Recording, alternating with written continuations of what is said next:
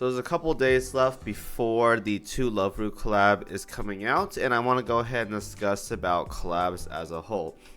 Now, personally, I don't mind this collab because, well, I kind of do because the character I wanted is not going to be on the banner.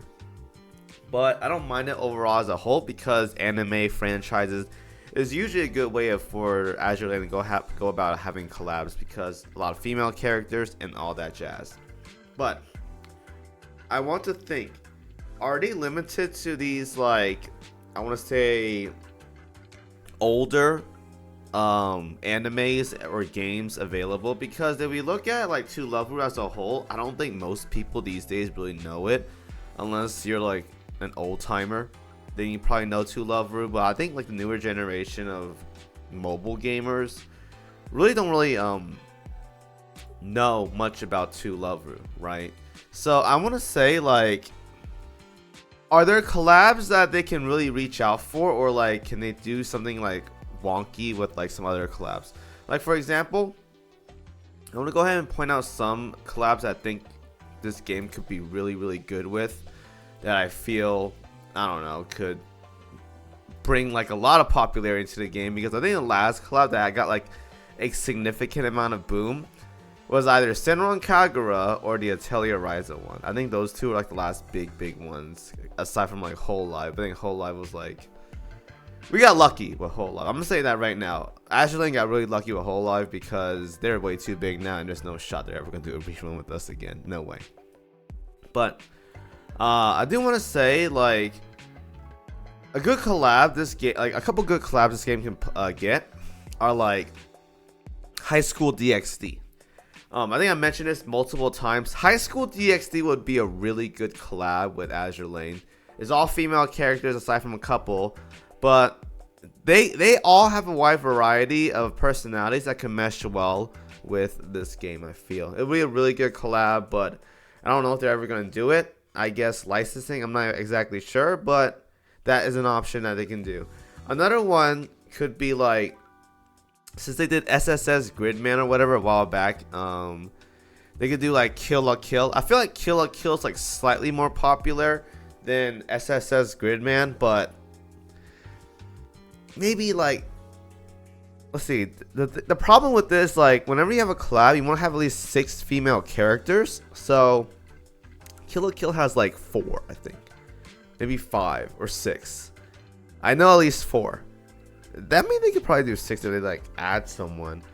But for the most part, I think it's like 5, maybe 6. But I mean, those are options that they can do for collabs.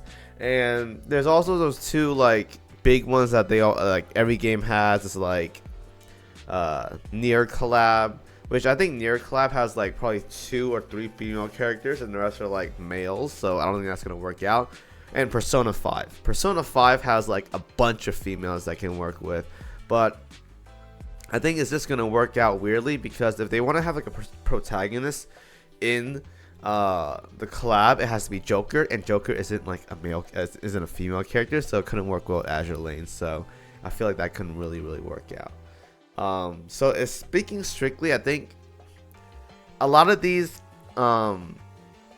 collabs I think has like female protagonists, or like it's just all female characters. So that really restricts what they can add to this game, honestly. Because like, now that I think about it, like High School DxD would look great on paper, but you have Issei, who basically leads like the conversations and the dialogues in the story of the whole manga and light novel and anime. So without him, it's kind of like we gotta take over, but it's like, are we sure we can take over his role? Do we have boosting powers?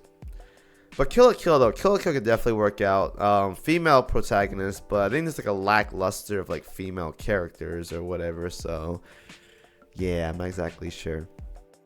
But I will say though, out of all the collabs we have so far, like Neptunia, I feel like Neptunia is not like a big franchise for JRPGs. Definitely one of the lower tier ones, but it's really popular because I think a lot of people never played the first year of Azur Lane, so they kind of want to come back.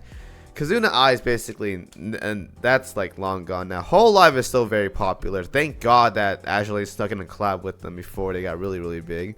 so that's a plus side for them. Dead or Alive was, I think Dead or Alive was kind of like whatever. I don't think a lot of people really cared about it. I know some people did, but it's not like super massive. Idolmaster was a big flop. We're not even gonna talk about all like the controversy that came out with this game. It was like weird, like you couldn't marry ships or whatever. SSS Gridman was definitely a solid one, I'll say that much. Atelier Ryza was, I think that's like the best one we had so far. A lot of good characters, very good characters as well too. It was just a really good balance, and even to this day, like 2 of the characters here, Ryza and Claudia Valance, are still very good characters in this game. So it was like you made good characters, and it was a good collab as well too. So yeah. And then Senran Kagura, it wasn't as good as Atelier Ryza, but I think it's like in the mid tier of collabs. It's not like the best, but it's definitely not the worst either. So I feel like if we got like High School DxD, it would be crazy for this lineup right here. Like I'm telling you guys, if we had like really like a mainstream anime in here, not mainstream, but like definitely a more well-known anime that's like all females or whatever, it could definitely bolster up the popularity of collabs with the Azur lane.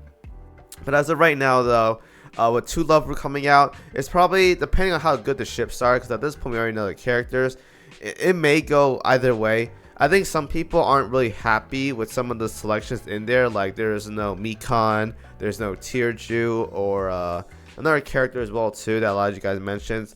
Like they missed out on some good characters. Like half the characters on the announcement were like pink hairs or whatever. So it's kind of like, oh, is this a collab with 2 Love Ru or Blue Archive? So it's like, I have no idea right there.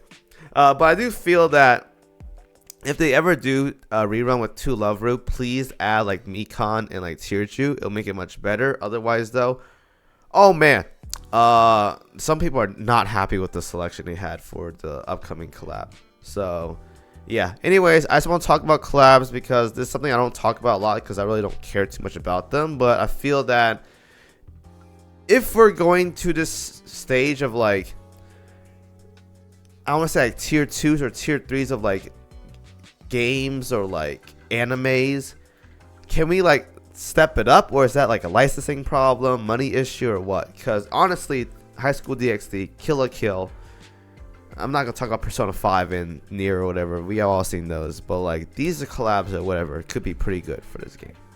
Alright, so I just want to say that if you guys have feedback or whatever, please let me know. The collabs are kind of like a whatever for me. I've never been a big fan of collabs in any game I play for gacha. Never been a fan of it because this is another franchise or whatever. But if you guys are interested in the collabs in a whole, please let me know what you guys want to see in the future. Maybe they'll do it one day, who knows.